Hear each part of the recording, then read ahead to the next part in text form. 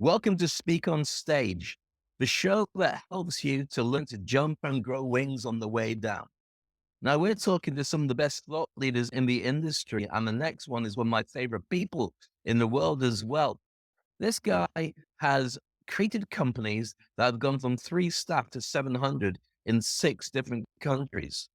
He's a best-selling author, an award-winning speaker, and that's just the beginning of his stuff. You can find him on TEDx. You can find him virtually everywhere you need him. And he's running an agency full of incredible speakers. This guy is a legend, and it's a pleasure and a privilege to have him on the show. Next up on Speak on Stage, you get the coach MJ Tolan. Welcome to Speak on Stage with Dave Crane, the podcast where we unpack the art and science of public speaking to help you command the stage with confidence and authority. I'm your host, Dave Crane, and as a seasoned speaker, coach, and entertainer, I've had the privilege of helping thousands of individuals like you to unlock their true potential on stage all around the world. Each week, we'll bring you candid conversations with industry experts, successful speakers, and thought leaders, delving into proven strategies, practical tips, and personal anecdotes to empower you to become a captivating communicator. So whether you're a seasoned pro looking to refine your skills, or a beginner taking your first steps onto the stage, this podcast is your go-to resource for mastering the craft of public speaking. So grab your notepad, open your mind, and get ready to amplify your impact as we embark on this journey together. Welcome to Speak on Stage with Dave Crane. Together, let's jump and grow wings on the way down. Coach MJ, how are you, sir? Awesome. So glad to be here. Thanks, Dave, for bringing me in. What a nice intro. Well, it's only because it's true. Now, we go back as far as I've known you for about 20 years in Dubai, and we've shared stages a couple of times. One of the things that always impressed me about you as a speaker is the fact you get instant empathy with the audience, and also you create an incredible relationship with the audience. It's not just speaking about this is what's going on in my head. You use drama, you use humor, you use tapping into the challenges facing everybody in the audience, and you take them on a journey. And you don't go through a script. It feels so natural. It feels like going into a theater watching you speak. So I'm going to start off by asking you a question, which is, how do you get to where you are right now? Let's have a look into who you are. What made Coach MJ, the Coach MJ, keep saying MJ that we see in front of us right now? Thanks, Dave. I think I appreciate the flattery there. I got probably started in business through sales. And then from sales, I got into management, and then I began to represent products and services that you would sell to groups. So imagine in some countries where I was using translators, I was presenting a product or a service to a group of people, could be 50 or could be 500. And I had about an hour to do that. And then at the end of the demonstration, they either decided to purchase the product or sign up for the service or not. So we had to pretty much be excellent communicators at doing that, or we'd starve to death.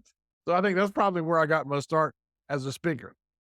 Now, we're going to be talking more about your speaking career, but first, let's take you back, because every speaker has a journey they've been on. Every speaker is either scratching a core wound or feeling the need to justify who they are by sharing it with a bigger audience. It might be that they're trying to find themselves, or it might be that they're trying to help the audience find themselves. What led you to being a speaker yourself? And what in your background, your childhood, your direction led to you being such a great orator? Well, again, it's really hard for me to be able to put a pin in that and say, well, that's exactly what it was. I'm the eldest of 8 boys, so I had to learn how to speak at the dinner table if I wanted to get seconds. I had to be able to be a leader so that I get my brothers to help me with my chores, because that was, the first part of leadership was delegation. So there was that. And then throughout, school, university, and military service, I was able to narrate and vocalize and even give some workshops on different topics. So I think I liked it. I think I liked the microphone in my hand. I think I liked the idea that I was making an impact with other people and that they were listening to me. And that emboldened me to want to find a way to get better and to be a way to get a connection with them a lot faster, as you've said before. So let's get into that. So if you're one of 8 boys, then was your speaker career, is there a direct line of breadcrumbs all the way back to being noticed, being heard? And at what point did that stop being about being prominent amongst your brothers and start being about, let's make sure that people outside of the family can get as much from what I want to share? Was it that you had to stand up for yourself? What number of the 8 were you? So the riddle is solved very easily. I was first. So because I was first, I had a voice already. I was born with a voice. They had to listen to me because I was the older brother. The problem with that, of course, is as you're growing up, your parents tell you now you have to set the example. So I wasn't allowed to misbehave maybe as much as I would have loved to because I was told I had to set an example. So again, that was kind of like my mother, particularly instilling leadership uh, qualities into me and the types of things she would have me read, uh, Napoleon Hill, all kinds of other motivational stuff that, preceded that. But we're talking a million years ago, but still, all in all, I think, I was into personal development. So, when I discovered people like Dale Carnegie that really resonated with me, eventually then Brian Tracy, of course, Tony Robbins to a certain extent, and all of these people, they were singing a song that I wanted to sing, but I wanted to sing it my own way. So I did get inspiration from many other speakers, and I looked at them, I listened to them, I listened to tapes, and I was, self-developing all the time. Everything I ever did was invest in going to seminars, going to conferences to learn how to be better at what I was doing at the time.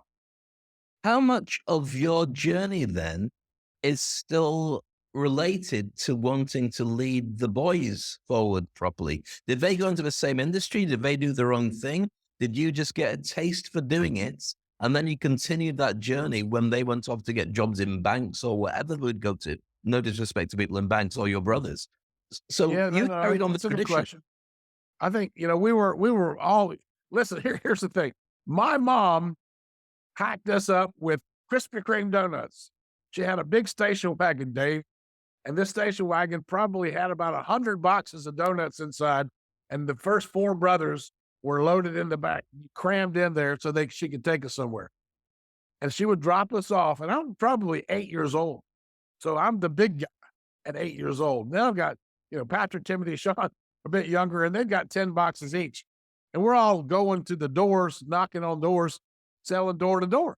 And, selling a Krispy Kreme donut, that's not really a, big take.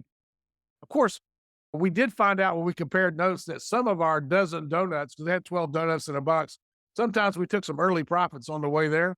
So there were a few boxes they had maybe 8.5. You can see that little bite. It's not very good for branding. We did that for a while. And then, she got the idea that maybe we could do something else. So we found a product called not Krispy Kreme. I just said that one. What was it? Fuller Brush. So Fuller Brush was household products with aerosol spray and spatula brushes. Knock on doors. Knock, knock, knock. Hi, I'm your Fuller Brush representative. I've got a free gift for you. And I was doing that when I was 8 years old and 9 and 10. So it was that door-to-door core. And by the way, all of my brothers ended up becoming entrepreneurs. I started 6 companies before I was 27. That simply means that I was practicing a lot, not that I was a great entrepreneur. I've just had lots of practices. But my other brothers, they followed me in business and did their own thing. And they all do their own thing today. Now, I know you as a leader, and I also know that when you speak on stage, it's very much about leadership. It's very much about getting people to understand and motivate and position themselves much better. But you've actually done it from a point of view of walking the talk. Tell me a little bit about the businesses that you've created, the successes that they had, and also how you converted it from taking small bites of donuts to being able to to run countries and run sales teams across countries? I have to confess that as a kid, I had two TV shows I was crazy about. One of them was Mission Impossible, which I do a program today called Mission Impossible, and the other was Star Trek. And Star Trek, the whole thing was to go where no one has gone before, and that just drove me. So when I got headhunted, for example, at the young age of 23 or 24, I got headhunted to go to London to do a startup for a real estate project. London wasn't even selling real estate back then. People weren't even talking about real estate sales. And this is really 1983, Dave. So at the time, that was a big deal. And then from there, I fell in love with Europe, and I just, wanted to go to the next place. So I did Spain and Greece, and, then I ended up going to Lithuania, Poland, Bulgaria, Turkey, Bahrain, Beirut, doing all these businesses based on the fact that, if you go into a country, you have an opportunity to, if you're the first in, it was always about blue ocean, right? So be a first in, you have an opportunity to have a better impact on your market, be able to deliver products at a lower cost and be able to give best prices. So that was kind of like the strategy that we used. Now, we've seen a much different global product, as in the world has become a lot smaller and people are more connected.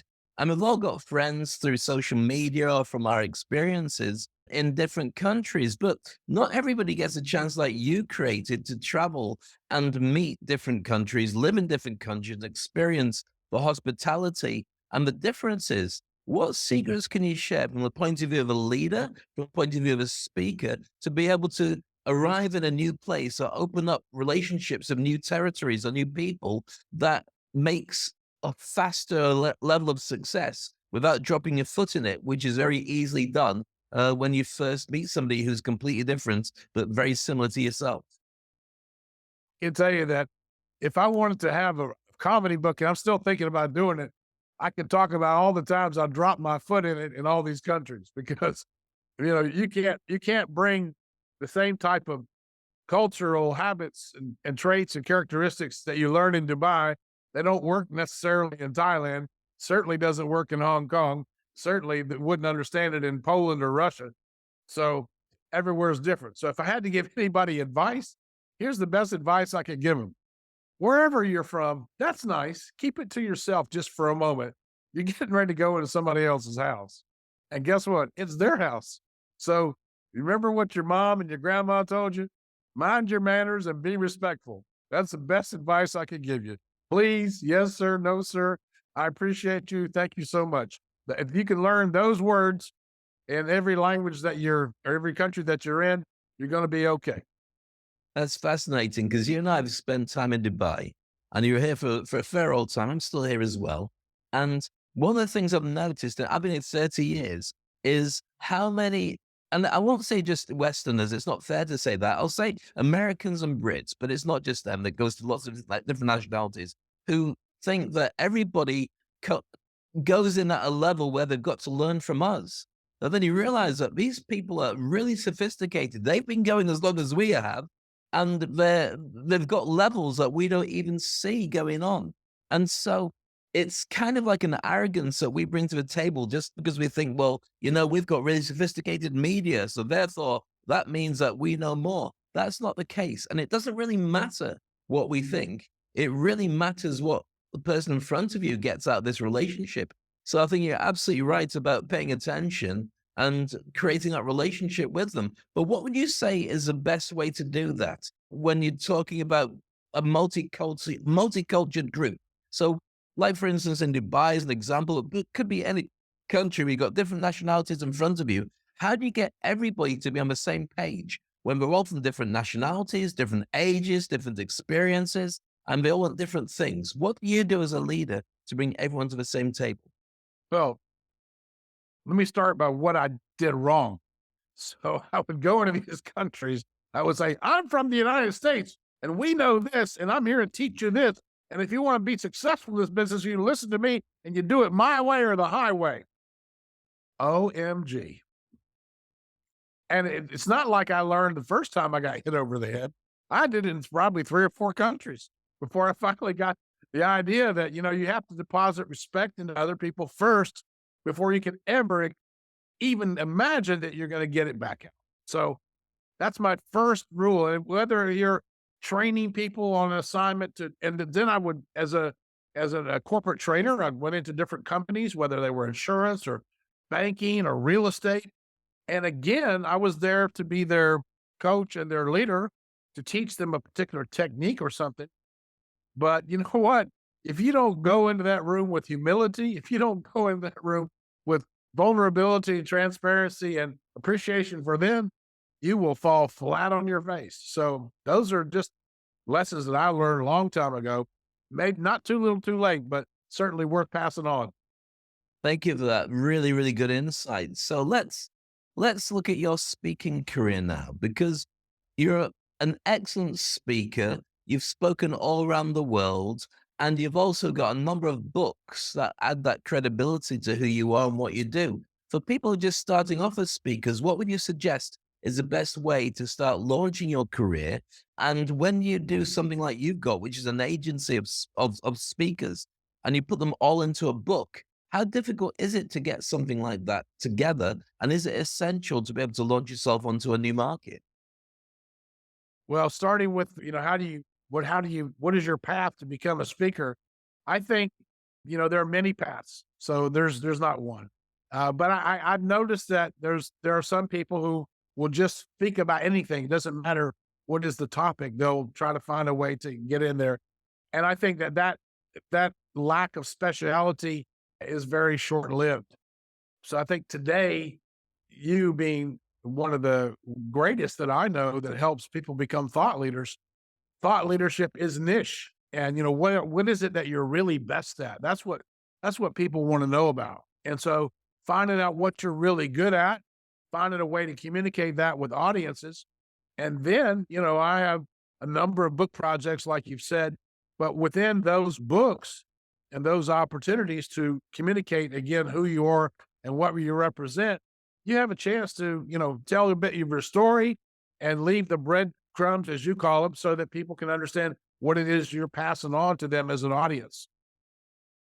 What about the book then? How difficult is it to put a book together? You've had many out there.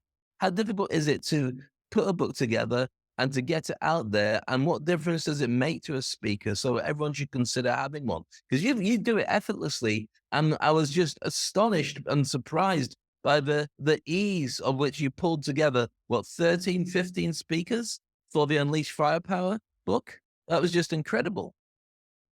Yeah, I mean, that was a blessing and an extraordinary, opportunity for me to be able to connect those great people, you being one of them, and so many others. I mean, everyone is just really good at what they do, and so I was fortunate enough to be able to be inspired to do that and pull them together, and that's how Unleashing Firepower came about. And now, those same people are board advisors within the group. So if a client needs a particular skill set, whether it be an executive coach or a sales trainer or a speaker to talk about leadership or AI or whatever, or even hosting, there's that opportunity to be able to showcase them there too. So what's the process of building a book together then? Is there a step by step that you use to be able to create a book? So it goes from being an idea in your head to being something that's physically available for people to buy on Amazon. Yeah, I wish I could be that person that could tell you what the magic formula is. I can tell you what it wasn't. I thought about writing a book, Dave, probably 20 years before I did. And I kept thinking, I'm going to write a book. I'm going to write a book. And, I sat down and I did write one. I wrote one and I got probably about 20,000 words into it. And then something happened in my life. And I went, "Oh my gosh. Yeah, I think there's some business problem or a personal problem, whatever it is." And I just said, I couldn't hold up. This book that I'd written was all about, oh, how great I am. And I wasn't feeling too great. So I trashed that one. So that one never came out. What did come out was, I think my first project was I did a TEDx, and it had enough comedy in it and enough, this and that in it.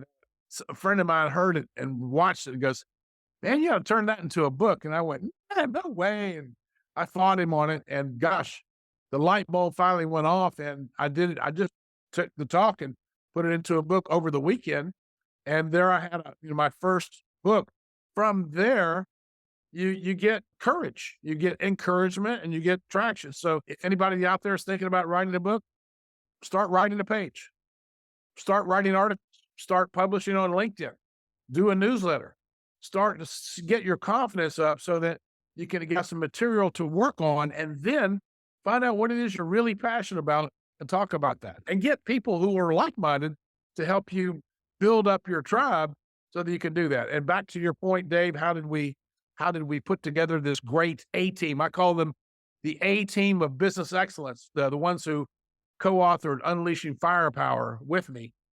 And that is simply because they're just simply the best people on the planet that I ever heard of or could talk to or had met, that I could gather them together for this incredible swan song that was going to be catapulting to get us all over the finish line and use it as a trampoline. It's amazing. And it's a pleasure being part of that book. And when I met all the people, we did a launch, and everyone got a chance to share some ideas to camera when we did the official launch of the book. And everybody was at such an incredible level. I felt really humbled to be included with SAS and SEAL team members and pillars of industry and everybody. It was just like, well, thank you for inviting me along. I'm just some little brown fella from the UK. But it's a pleasure being here amongst all these incredible people. So, from the point of a leader, and from the point of a speaker, and from the point of the way that the world is opening up to more opportunities, there'll be many people who are watching this and saying, right, I'd love to be a speaker, but I'm not really sure how to get started. I'm not really sure what's deep inside me, what drives that. What would you suggest to them, to people who are just beginning their journey? Honestly, I think you fast track it. I now have my 10th book project just crossed over. So I would say find someone who's done it, find someone that you resonate with, and find yourself a coach. That would be a fast track.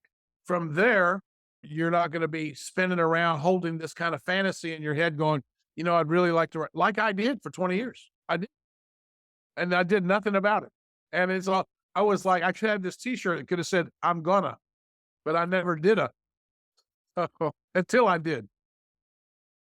And then it makes a huge difference. So how can people Yeah. connect with you? How can people find you? And how can we get tapped into the team that you're bringing together of incredible speakers and thought leaders? So thank you for asking that $1 million question, because they're all there. And these guys and gals are some of the best. Like you just said, we've got top neuroscientists. We have a 3-star general who worked in the military on AI for 10 years before we ever heard that there was AI or chat GPT, all that stuff going on. Then we have a guy who was a Navy SEAL. We've got you, who's just been nominated, as I understand, as the top host and MC of the world in this leadership awards banquet that's coming up in June. So congratulations to you Fingers for crossed. the nomination. You have my vote, and I know that other people have voted for you also. So we have some really great talent. And the thing is, that's why the company is called firepowertalent.com. So that's the website where people can find us, get connected, find out what we do. And you see my little hairdo behind me. That's me in the morning. You see that guy with the fire in his hair. That's me in the morning. Well, I often feel like that myself, but I can tell you right now, sometimes the wife looks exactly like that. Coach MJ, it's a pleasure having you on this call. It's a pleasure sharing time with you. And I've got to say one thing, from the time that we got into the pandemic, and I looked around for people that I knew who could be on the journey with me, who are willing to talk openly, support, and share ideas. I don't think I've met anybody who is so completely honest, transparent, and generous as yourself. So may our journey together continue for a very long time. I love being in your circle. I love having you in my family.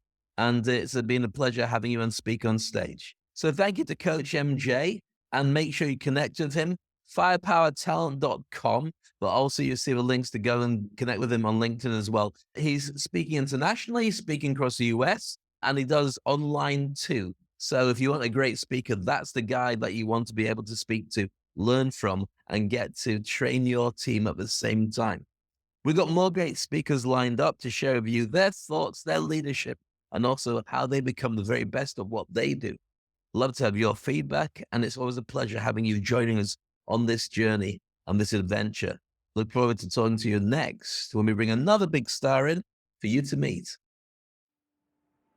Thank you for tuning into another insightful episode of Speak on Stage with Dave Crane. We hope you found today's conversation inspiring and packed with valuable insights to help you to amplify your presence on stage too.